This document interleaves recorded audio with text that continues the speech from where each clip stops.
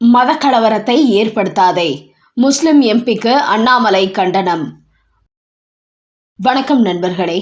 சமீப காலமாக தமிழ்நாட்டில் உள்ள இஸ்லாமியர்கள் சமூக நல்லிணக்கத்தை கடைபிடிக்கிறோம் என்று சொல்லிக்கொண்டு சத்தமில்லாமல் சில மத தீவிரவாத செயல்களில் ஈடுபட்டு வருகிறார்கள். குறிப்பாக முஸ்லிம் மன்னர்கள் இந்து கோயில்களை அழித்துவிட்டு அந்த இடத்தில் மசூதிகளை கட்டினார்கள். ஆனால் இப்போதைய முஸ்லிம்களுக்கு சைவ வழிபாட்டு தலங்களுக்கு அருகில் முஸ்லிம் மசூதிகளை வைத்து அசைவ முறையை பின்பற்ற தொடங்கியிருக்கிறார்கள். குறிப்பாக மதுரையில் உள்ள திருப்பரங்குன்றம் மலையில் சிக்கந்தர் பாதுஷா என்கிற ஒரு தர்கா உள்ளது. இங்கு தொழுகை வழிபாடு மட்டுமே காலம் காலமாக நடத்தப்பட்டு வருகிறது. ஆனால் கடந்த சில தினங்களுக்கு முன்பு இந்த தர்காவில் ஆடு கோழிகளை பலியிட்டு வழிபாடு செய்ய போவதாக முஸ்லிம்கள் திரண்டு சென்றார்கள். ஆனால் முருகன் கோவில் அமைந்துள்ள திருப்பரங்குன்றம் மலையில் அசைவ வழிபாடுகள் கூடாது என்று இந்துக்கள் ஒன்று திரண்டு அதை எதிர்த்தார்கள். இதையடுத்து காவல்துறையினர் அங்கு வந்து ஆடு கோழிகளை திருப்பரங்குன்றம் மலைக்கு எடுத்துச் செல்ல முஸ்லிம்களுக்கு தடை விதித்தார்கள். இந்த நேரத்தில் ராமநாதபுரம் எம்பியும் வக்புக் வாரிய தலைவருமான நவாஸ் கனி இந்து முஸ்லிம் மக்களிடையே மோதலை ஏற்படுத்தும் வகையில் தனது இணைய பக்கத்தில் ஒரு பதிவு போட்டுள்ளார். அதில் சிக்கந்தர் மலை விவகாரத்தை பிரச்சனை என்று தீர்க்க காவல்துறை ஆணையரை கேட்டுக்கொண்டுள்ளார். குறிப்பாக ஆடு கோழியை தர்காவுக்கு எடுத்து செல்வதற்கு தடை போட்டது குறித்து பேசியிருக்கிறோம். தற்போது சமைத்த உணவை எடுத்து செல்ல தடையில்லை என்று காவல் ஆணையர் கூறியிருக்கிறார். என்றாலும் விரைவில் ஆடு கோழிகளை அங்கு கொண்டு சென்று வழிபாடு நடத்துவோம், அதற்கான நடவடிக்கை எடுப்போம் என்று அவர் பதிவிட்டுள்ளார். இதையடுத்து தமிழக பாஜக தலைவர் அண்ணாமலை கடுமையாக கண்டித்திருக்கிறார். அவர் கூறுகையில், தமிழகம் ஆன்மீக பூமி என்கிற அடிப்படையில் ஒவ்வொரு மதங்களைச் சார்ந்த வழிபாட்டு தலங்களுக்கும் ஒவ்வொரு நெறிமுறைகள் பின்பற்றப்பட்டு வருகிறது. அதன் புனிதத்தை ஒருபோதும் மாற்றக்கூடாது. குறிப்பாக முருகப்பெருமானின் அறுபடை வீடுகளில் முதல் படை வீடான திருப்பரங்குன்றம் கோவில் அமைந்துள்ள மலையில் வழிபாட்டு முறைகளை மாற்றி சீர்கேட்டை ஏற்படுத்த நினைப்பது தவறான செயல். இது இரண்டு தரப்பினரிடையே மோதலை ஏற்படுத்தும் முயற்சியாக உள்ளது. அதோடு இந்துக்கள் புனிதமாக கருதும் திருப்பரங்குன்றம் முருகன் கோவில் அமைந்துள்ள மலைக்கு அசைவ உணவை எடுத்துச் சென்று இருப்பதோடு அடுத்த ஆடு கோழிகளையும் கொண்டு பலி கொடுப்போம் என்று சொல்வது மதக்கலவரத்தை தான் ஏற்படுத்தும். மக்களவையில் எம்பியாக இருக்கும் ஒரு நபர் இப்படி ஒரு கருத்தை பதிவிட்டு இருப்பது சமூக சீரழிவை ஏற்படுத்தும். இவ்வளவு காலமும் திருப்பரங்குன்றம் மலையில் எப்படிப்பட்ட வழிபாடு முறை நடத்தப்பட்டு வருகிறதோ அதை மீறி புதிய நடைமுறையை கொண்டு வர நினைத்தால் அதை தமிழக பாஜக பார்த்து கொண்டிருக்கிறது என்பதை நவாஸ் கனி எம்பி புரிந்து கொள்ள வேண்டும் என்று அண்ணாமலை அவரை எச்சரிக்கும் வகையில் ஒரு பதிவு போட்டுள்ளார். அடுத்த செய்தி, கதிர் ஆனந்திடம் அமலாக்கத்துறை கேட்ட 300 கேள்விகள். திமுக எம்பி கதிர் ஆனந்தின் வீடு, கல்லூரிகளில் அமலாக்கத்துறை நடத்திய சோதனையில் 14 கோடி மதிப்புள்ள சொத்து ஆவணங்களும் 75 லட்சம் ரொக்க பணமும் பறிமுதல் செய்யப்பட்டுள்ளது. இந்த நிலையில் நேற்று சென்னையில் உள்ள அமலாக்கத்துறை அலுவலகத்தில் ஆஜரானார் கதிர் ஆனந்த். அப்போது அவரிடத்தில் 300 கேள்விகள் கேட்கப்பட்டுள்ள நிலையில் அதில் 100 கேள்விகளுக்கு மட்டுமே பதில் கொடுத்திருக்கிறார்.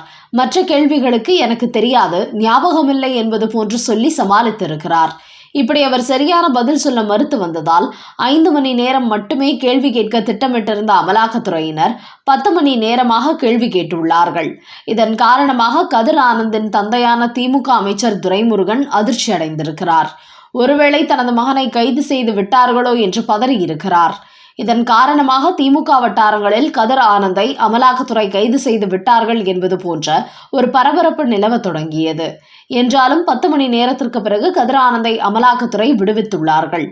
அதையடுத்து உடனடியாக தனது தந்தை அமைச்சர் துரைமுருகனை சந்தித்த கதிர் ஆனந்த் எம்பி, விசாரணை ரொம்ப கடுமையாக உள்ளது, அடுத்து கைது செய்வதற்கான வாய்ப்பு அதிகம் உள்ளது என்று நடந்த விஷயங்களை சொல்லி இருக்கிறார். அதையடுத்து அவர்கள் இருவரும் தங்களது வழக்கறிஞர்களுடன் அடுத்த கட்டமாக என்ன செய்யலாம் என்று தீவிரமான ஆலோசனையில் ஈடுபட்டுள்ளார்கள். ஆனால் இந்த நேரத்தில் கதிர் ஆனந்தை கைது செய்து செந்தில் பாலாஜி போன்று வருடக்கணக்கில் சிறையில் வைக்க அமலாக்கத்துறை திட்டம் தீட்டி வருவதாகவும், இன்னும் சில நாட்களிலேயே அவரது வீட்டிற்கு மீண்டும் ரைடு சென்று அவரை அமலாக்கத்துறை கைது செய்து விடுவார்கள் என்று டெல்லி வட்டாரங்களிலிருந்து ஒரு தகவல் கசிந்திருப்பதாக திமுக வட்டாரங்களில் பேசிக் கொள்கிறார்கள். அதனால் அறிவாலயத்தில் பதற்றம் அதிகரித்துள்ளது.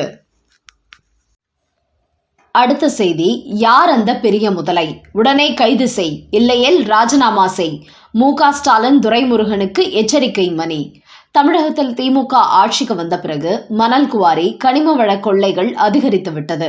குறிப்பாக இந்த துறைகளுக்கு அமைச்சராக இருக்கும் துரைமுருகன் பின்னணியில் ஏகப்பட்ட ஊழல்கள் நடந்து கொண்டிருப்பதாக தொடர்ந்து செய்திகள் வெளியான போதும் அது குறித்து எந்த ஒரு நடவடிக்கையும் எடுக்கப்பட்டதாக தெரியவில்லை. ஆளுங்கட்சியின் ஆதரவுடன் இதுபோன்ற மணல் குவாரி கொள்ளைகள், கனிம வள கொள்ளைகள் நடைபெற்றுக் கொண்டிருப்பதால் காவல்துறை இவர்கள் மீது எந்த நடவடிக்கையும் எடுக்காமல் இருப்பதாகவும் சொல்லப்படுகிறது. குறிப்பாக சமூக ஆர்வலர் ஜஃபர் அலி கொலை செய்யப்பட்டிருப்பது கடும் அதிர்வலைகளை ஏற்படுத்தியிருக்கிறது. புதுக்கோட்டை பகுதியில் கடந்த 2 ஆண்டுகளாகவே சட்டவிரோதமாக கனிமவள கொள்ளை நடைபெற்று வருவதாக பலமுறை தாசில்தார், ஆர்டிஓ உள்ளிட்ட பல அதிகாரிகளிடத்தில் அவர் புகார் அளித்திருக்கிறார். என்றபோதும் அவர்கள் மீது எந்த ஒரு நடவடிக்கையும் எடுக்கப்படவில்லை. இந்த நிலையில்தான் கனிமவள கொள்ளையர்கள் அவற்றை பதுக்கி வைத்திருக்கும் இடத்தை குறிப்பிட்டு தாசில்தாரிடத்தில் புகார் அளித்திருக்கிறார் ஜஃபர் அலி. ஆனால் அந்த தாசில்தாரோ அவர் கொடுத்த அந்த புகாரை சம்பந்தப்பட்ட கனிமவள கொள்ளையர்களுக்கே அனுப்பி அவர்களை உஷார்படுத்தியிருக்கிறார். இந்த நிலையில் வருகிற வெள்ளியன்று இந்த கனிமவள கொள்ளைக்கு எதிராக மக்களை ஒன்று திரட்டி போராட போகிறேன் என்று சோஷியல் மீடியாவில் ஒரு வீடியோ வெளியிட்டிருக்கிறார் சமூக ஆர்வலர் ஜஃபர் அலி. இப்படி அவர் வீடியோ வெளியிட்டதை அதே வெள்ளிக்கிழமை அன்று அவர் மீது லாரி ஏற்றி படுகொலை செய்துள்ளார்கள். இதையடுத்து அந்த லாரியை ஓட்டி வந்த 4 பேரை கைது செய்திருப்பதாக கூறுகிறார்கள். என்றாலும் இதன் பின்னணியில் இருக்கும் மாஃபியா கும்பலின் தலைவன் யார், அவரை முதலில் வெளியே கொண்டு வர வேண்டும் என்று பலரும் தமிழக அரசுக்கு கோரிக்கை வைத்து வருகிறார்கள். இந்த நிலையில் இதுகுறித்து அறப்போர் இயக்கம் வெளியிட்டுள்ள ஒரு செய்தியில், திமுக ஆட்சி காலத்தில் சமூக ஆர்வலர்களுக்கு பாதுகாப்பே இல்லை, மாறாக சமூக விரோத செயல்களில் ஈடுபடும் நபர்களுக்கு காவல்துறையும் அதிகாரிகளும் உடந்தையாக இருக்கிறார்கள். சமூக செயல்பாட்டாளர் ஜஃபர் அலி கொடுத்த புகார் அடிப்படையில் தாசில்தார், ஆர்டிஓ, ஆட்சியர் போன்றவர்கள் நடவடிக்கை எடுத்திருந்தால் இந்த கனிமவள கொள்ளையே நடந்திருக்காது.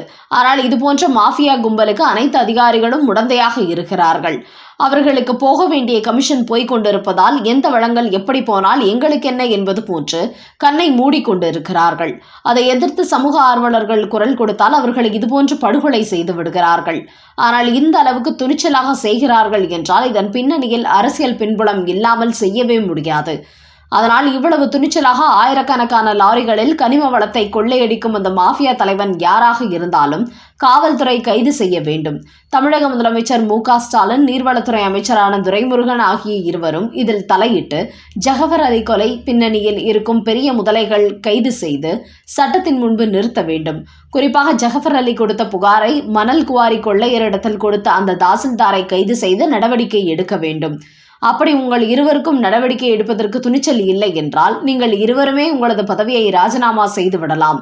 நீங்கள் எல்லாம் முதலமைச்சராகவும் அமைச்சராகவும் இருப்பதை விட இல்லாமல் இருப்பது எவ்வளவோ மேல் என்று அந்த அறிக்கையில் தமிழக அரசை கடுமையாக சாடி இருக்கிறது அறப்போர் இயக்கம்.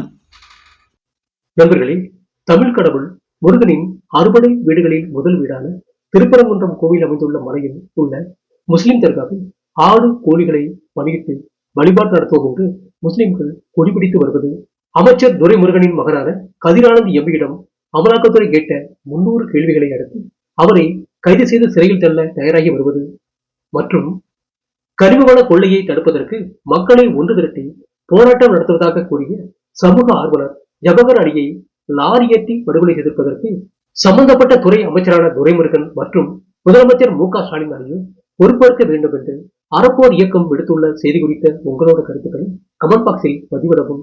நன்றி, வணக்கம்.